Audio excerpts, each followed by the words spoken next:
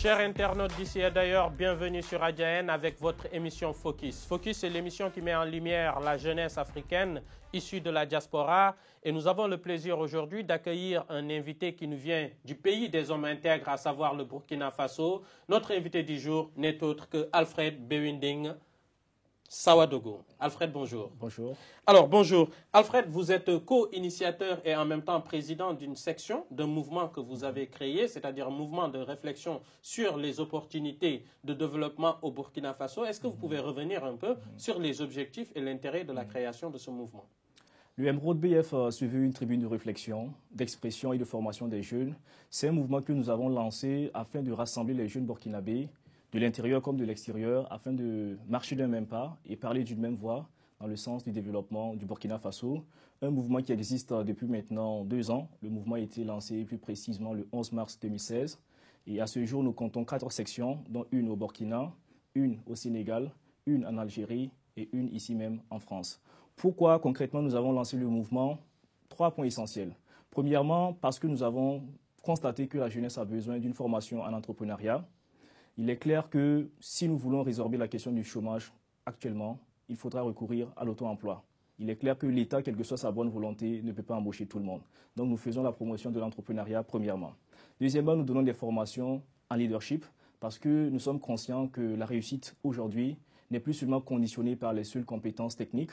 Au-delà des compétences techniques, il faut savoir communiquer, il faut avoir confiance en soi, il faut savoir nouer des relations. En ce sens, donc, nous aidons les jeunes à développer leur potentiel de leader et donc à pouvoir booster leur carrière. Et troisième point qui est essentiel et sur lequel nous insistons le plus, c'est que la jeunesse a besoin d'un cadre d'expression, un cadre où on va échanger sur les questions de développement. Alors nous avons créé le Emerald BF comme tribune idéale où les jeunes peuvent poser des questions, où ils peuvent exprimer leurs idées, où ils peuvent partager leurs visions, où ils peuvent défendre leurs convictions quant aux questions de développement. Donc c'est vraiment cet esprit qui nous a amené à lancer le mouvement international Emerald BF. Alors, votre mouvement Emerald BF, donc on voit que vous mettez en tout cas l'accent sur la jeunesse et vous le savez mieux que moi, aujourd'hui la jeunesse constitue la moitié aujourd'hui de la population africaine. Population africaine disparate, dynamique et vivante. Et aujourd'hui, comment vous prenez en compte cet enjeu démographique? Est-ce que selon vous, un potentiel ou des risques? Effectivement, la jeunesse constitue l'essentiel de la population du continent. Les statistiques font état de près de 70%, les jeunes qui sont âgés de moins de 35 ans. Et effectivement, cette démographie peut se voir sous différents angles. Je ne dirais pas que c'est un avantage, je ne dirais pas que c'est un inconvénient, mais je dirais plutôt que c'est fonction des conditions dans lesquelles nous encadrons cette démographie. Si nous avons beaucoup de jeunes et que nous mettons en place les structures et les politiques qu'il faut pour promouvoir cette jeunesse, c'est-à-dire la former, l'éduquer et surtout multiplier les opportunités d'emploi dans nos pays, je pense bien que dans ce cas, ce sera un avantage pour nos pays. Par contre, si rien n'est fait pour encadrer cette jeunesse, pour l'accompagner dans le sens de la formation, de l'éducation et de l'emploi, cette jeunesse risque d'être une bombe à retardement, chose que nous ne souhaitons pas. Alors, jeunesse bombe à retardement, c'est réel, nous ne le souhaitons pas. Et pour vous, l'une des solutions, c'est l'entrepreneuriat. Ce n'est pas l'apanage, mais vous dites que c'est l'une des solutions. Et j'entends un autre son de cloche venant d'un philosophe sénégalais qui nous dit qu'en réalité, la notion, l'invitation et l'incitation à l'entrepreneuriat qu'on fait à la jeunesse africaine, surtout à la jeunesse étudiante, c'est un mirage et c'est une façon de ne pas engager ses responsabilités. Quel regard portez-vous sur cette analyse plus ou moins critique? Oui, cette pensée a le mérite de soulever le fait que l'entrepreneuriat ne vient pas par coup de baguette magique, c'est-à-dire que voilà, on ne se lève pas du jour au lendemain pour dire je deviens entrepreneur. Cela est d'autant plus important à souligner qu'en Afrique, essentiellement, nous avons été éduqués dans ce que j'appelle la mentalité de la fonction publique, c'est-à-dire que la plupart d'entre nous sommes allés à l'école pour avoir des diplômes et un jour intégrer la fonction publique. Et donc, ayant été élevés dans cette mentalité, donc, nous sommes dans une mentalité qui ne nous permet pas de prendre des risques, alors que l'entrepreneur, par définition, c'est celui qui aime prendre des risques. Donc, vu qu'en amont, les conditions ne sont pas réunies, c'est-à-dire en termes de mentalité, en termes de compétences pratiques, parce que l'entrepreneur également essaie de nouer des relations, il s'est créé un réseau. C'est carrément un projet de vie, l'entrepreneuriat. Ce n'est pas quelque chose du genre, quelqu'un a échoué dans la vie, on lui dit, deviens entrepreneur. Non, ce n'est pas ainsi. C'est un projet qu'il faut mûrir, c'est une idée qu'il faut mûrir avec un financement à l'appui et également travailler sur la viabilité d'une entreprise parce que le tout, ce n'est pas de lancer une entreprise. On connaît des entreprises qui sont nées et après 6 mois, après 7 mois, ils ont dû mettre la clé sous le paillasson. Donc, c'est carrément un projet qu'il faut mûrir, qu'il faut encadrer, qu'il faut financer, qu'il faut soutenir. Si donc ces conditions ne sont pas réunies, il serait difficile d'avoir des entrepreneurs en Afrique. Donc ce qui peut permettre à l'entrepreneuriat de réussir, et justement de créer de la richesse dont on a besoin pour développer nos pays, c'est un entrepreneuriat qui est bien encadré, qui est bien soutenu et qui est promu comme il se doit. Non pas seulement dans les discours, mais par des actions concrètes. Mais il faut souligner qu'un étudiant peut devenir entrepreneur. Si justement il a développé la mentalité entrepreneuriale, s'il a mûri un projet, s'il peut lever des fonds pour financer la création de son entreprise, s'il est convaincu de l'opportunité à laquelle il veut répondre, je pense bien qu'il peut se lancer. Et je ne suis pas le seul à le dire. Dans l'actualité, on connaît des jeunes étudiants qui sont aujourd'hui entrepreneurs, des entrepreneurs à succès qui inspirent les autres jeunes.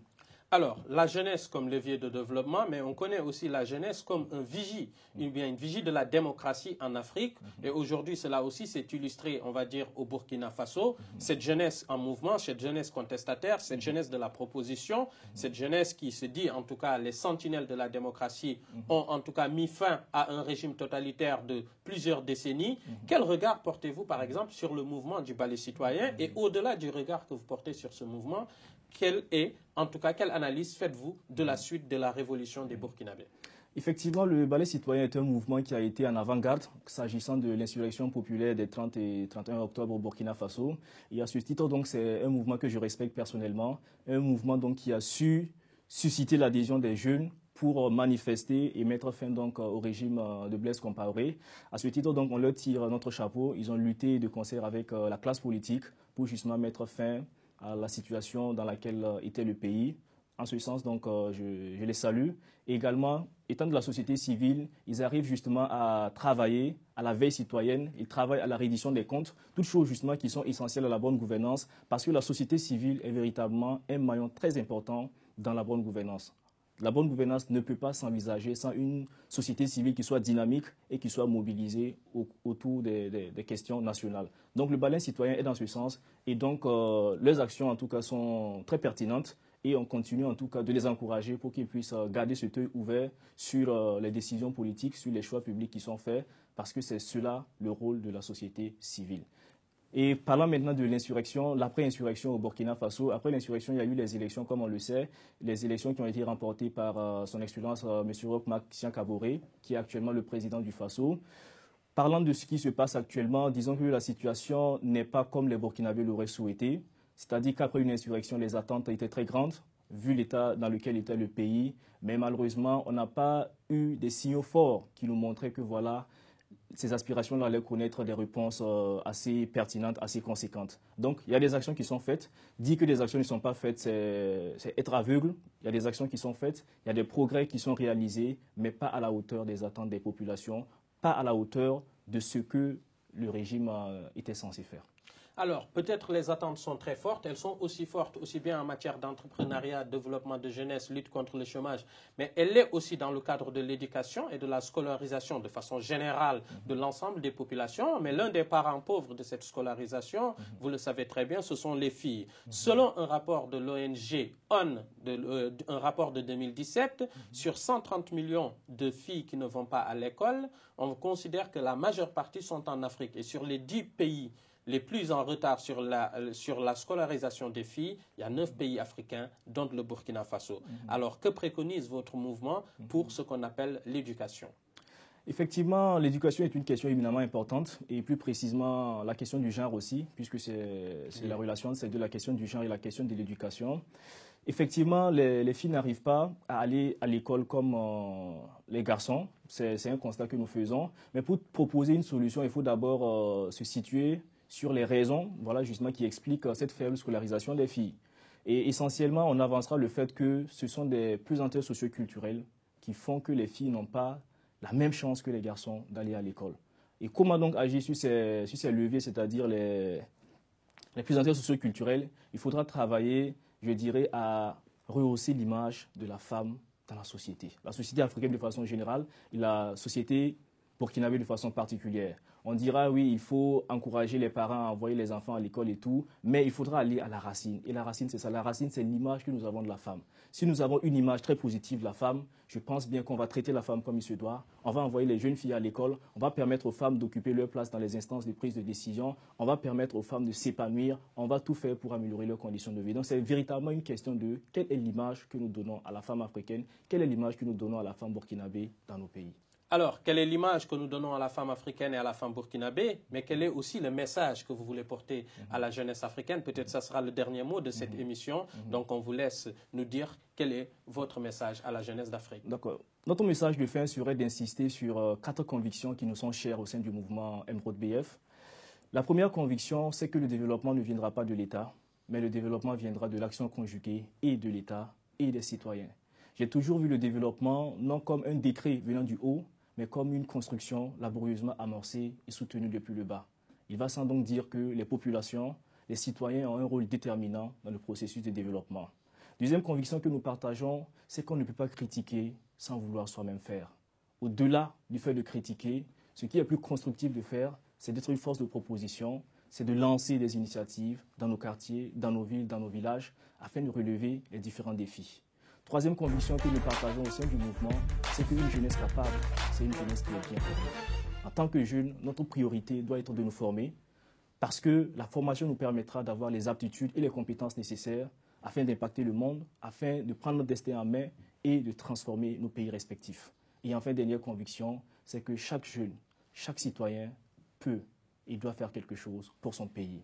Il peut s'agir de s'engager dans une association, il peut s'agir de s'engager dans la politique, il peut s'agir de s'engager dans le social, il peut s'agir de toute autre cause, il peut s'agir d'un projet entrepreneurial, mais toujours est-il que chaque citoyen, quel que soit son niveau d'éducation, quel que soit le pays où il se trouve, qu'il soit à l'intérieur du pays ou dans la diaspora, il peut et il doit faire quelque chose pour son pays.